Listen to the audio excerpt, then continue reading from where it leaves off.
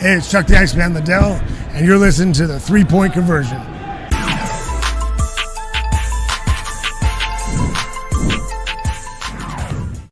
Yeah, Coach Andy, I came to Miami pretty early, so I got a couple individual sessions in with him before we started team practices. But ever since then, I feel like I've grown so much in just like one of my ball handling, my angles of attacking the basket, and also just my footwork and helping me get into my jumper, helping me having that quick first step. So I think that he's been really instrumental in just helping me with my skill work.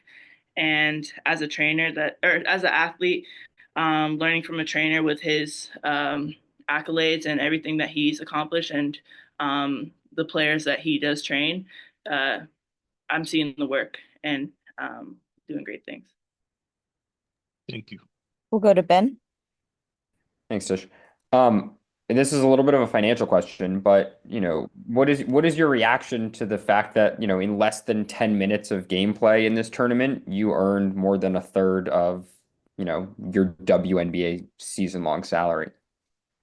I mean, when you put it that way, it's kind of crazy. I didn't think about it like that, but no, I think that Unrivaled is a great space for athletes, especially young athletes like myself, to capitalize on making money here in North America, and providing for our families. And yeah, getting an extra change in the bucket is always nice. But yeah, I'm not really too focused on that until hopefully I make it to the finals. Awesome. Thank you. Jackie? Hi, Aaliyah. Thank you for joining us this afternoon. Just a few here from me. What strategies have served you best throughout the one-on-one tournament, do you think?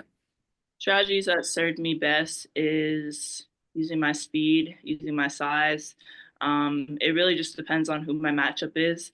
Like any other game, whether it's 5-on-5 or 3-on-3, I do my scout, watch my film, and prepare. So that also is a key to being successful in this tournament. But at the end of the day, like, you really just have to go to your strengths and play to your strengths, and don't let your opponent frustrate you.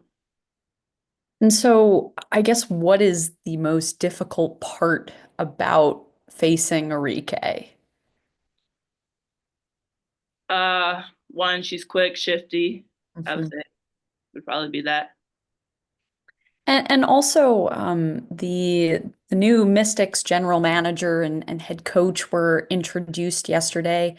I'm curious what you've heard from them when it comes to just, keeping up with what you've been doing and your performance, especially in this tournament. Yes, we checked in a couple times now. They actually did come down to Miami, both the Jamila, our GM, and Coach Johnson, our new head coach. So the communication's there, but they know that my focus is Unrivaled right now in preparation for the W season with the Mystics. But no, I'm feeling love from them, from the whole Mystics family, Monumental Sports as well, and then just everyone in DC. So Thank you. Thank you. thank you. Noah?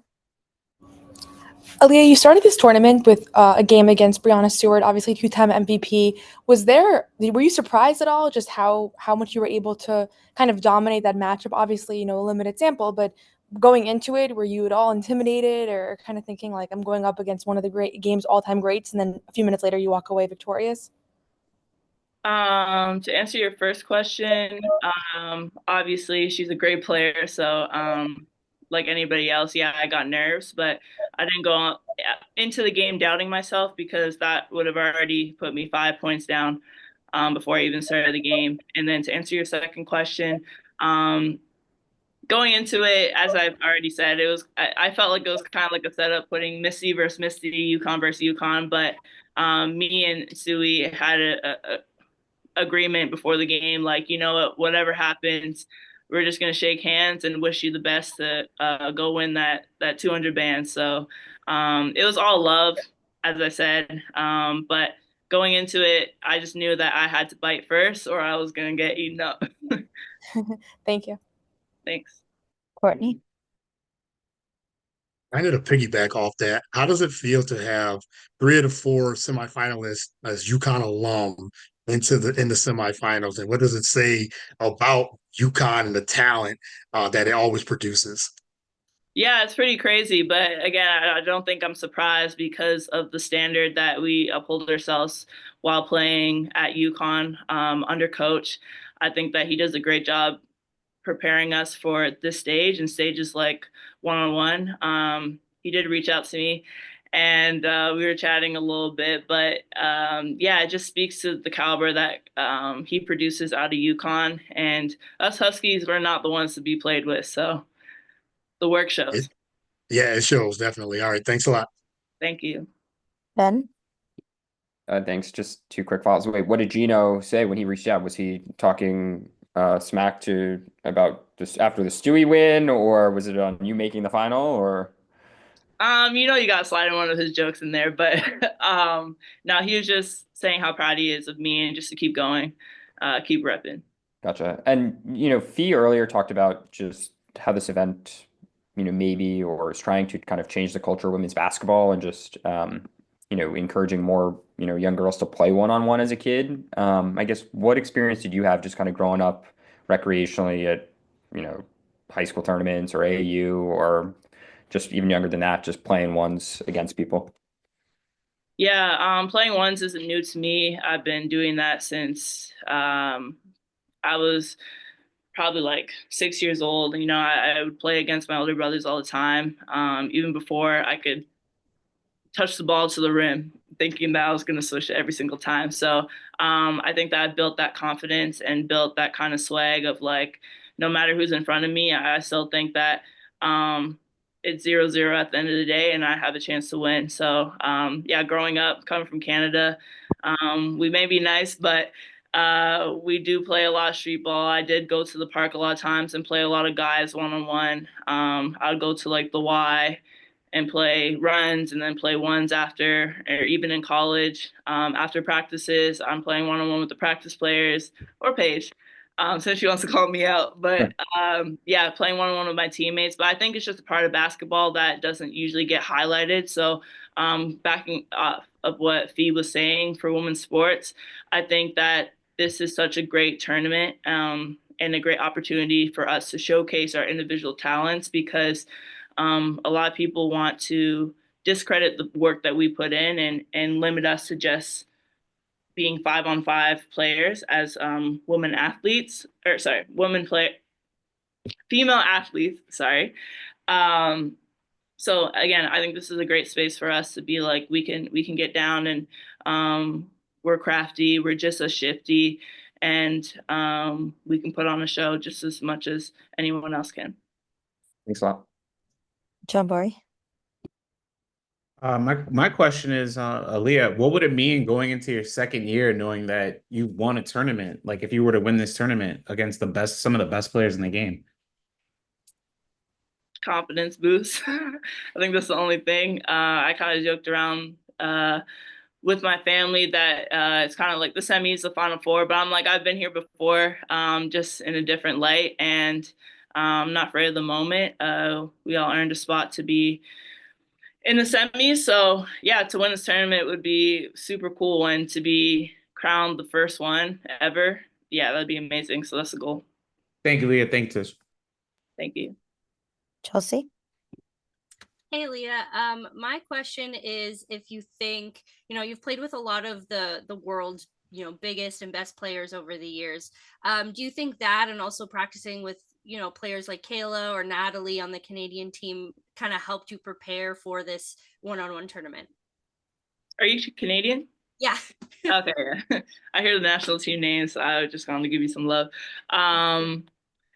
Yeah, I mean, for sure, my experience playing with the senior women's national team at different FIBA tournaments on the Olympic stage definitely has helped. As I said, since I was younger, I've always been the youngest on my team. I joined the senior women's national team group when I was 15, 16 years old.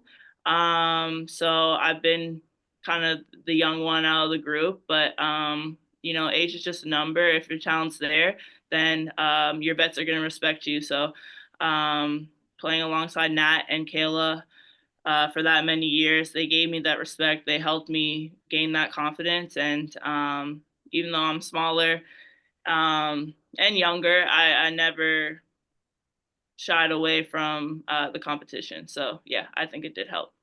Awesome. And just one follow-up. There's a lot of talk right now in Canadian basketball about how you and like Silas Swords are kind of the next coming up for the Canadian national team. Have you played with Sila much other than the Olympics, and like how do you feel about that kind of next generation talk? Yeah, I love Sai. She is a freshman, so we haven't played together because just of our age gap.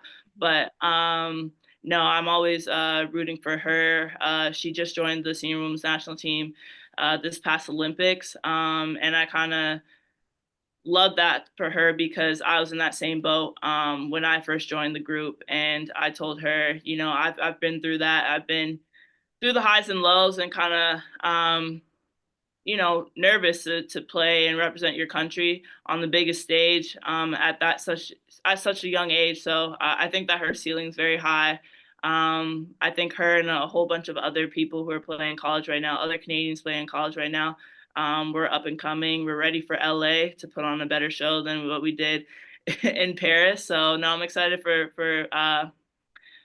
Canadian women's basketball, and we're up and coming. So I'm definitely grateful to have this platform and to kind of be the forefront of that. But no, it's not just me, it's so many other people involved.